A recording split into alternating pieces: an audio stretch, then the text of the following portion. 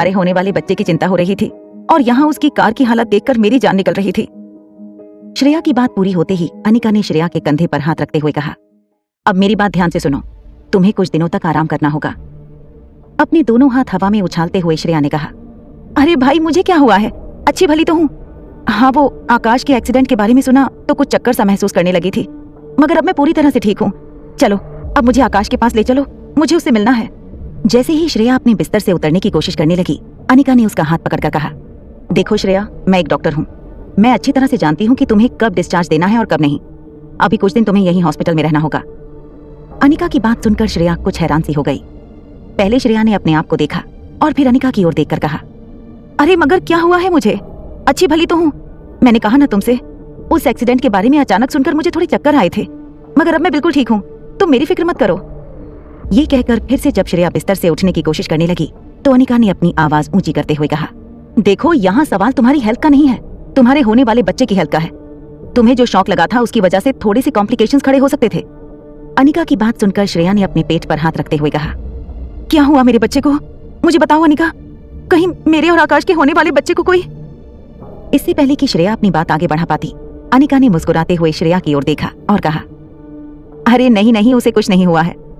बात दरअसल ये है कि तुम्हें जो शॉक लगा था उसकी वजह से होने वाले बच्चे पर भी असर होता है।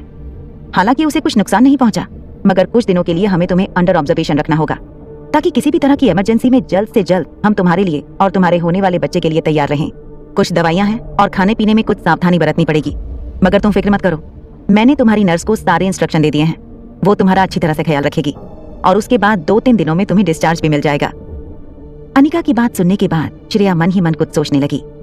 कुछ देर बाद अपने दांतों में अपनी एक उंगली फंसाते हुए श्रेया ने मन ही मन कुछ तय किया और अनिका की ओर देखकर कहा, ठीक है, अगर ये इतना जरूरी है हमारे होने वाले बच्चे के लिए तो मैं यहीं पर रुकूंगी। तुम एक काम करो, आकाश को यहाँ ले आओ। श्रेया की बात सुनकर अनिका काफी परेशान हो गई। अनिका के चेहरे पर परेशानी देखकर श्रेया ने अनिका से पूछा, क्या हुआ, तुम इतनी परेशान क्यों नजर आ रही हो? आकाश यही है ना इसी अस्पताल में, उसे कहो मुझे मिलने आए। तुमने तो कहा ना उसकी इंजरी ज्यादा सीरियस नहीं है, फिर वो क्यों मुझसे मिलने नहीं आया? श्रेया की बातें सुनकर अनिका के चेहरे पर परेशानी बढ़ती जा रही थी, मगर अनिका अच्छी तरह से जानती थी कि अगर वो श्रेया के सामने ज्यादा परेशान नजर आएगी तो जरूर श्रेया को डाउट हो जाएगा। इसलिए फिर से अपने चेहरे पर मुस्कुराहट लाते हुए अनिका ने श्रेया से कहा, अरे मैंने तुमसे कहा ना उसे मामूली सा फ्रैक्चर हुआ है और अब आकाश कोई छोटा बच्चा तो रहा नहीं, इसीलिए उसकी हड्डियों में दोबारा जल्द से जल्द ताकत आ जाए, इसलिए उसे एक बड़ा सा प्लास्टर लगाया है और कुछ दिनों के लिए उसे आराम करना होगा और अपने पैरों पर बिल्कुल स्ट्रेस नहीं देना है। और देखो ना, यहाँ तुम मुझसे मिलने की जिद कर रही हो और वहाँ वो तुमसे मिलने की जिद पकड़ कर बैठा है, कहता है कि कुछ भी हो जाए वो तुम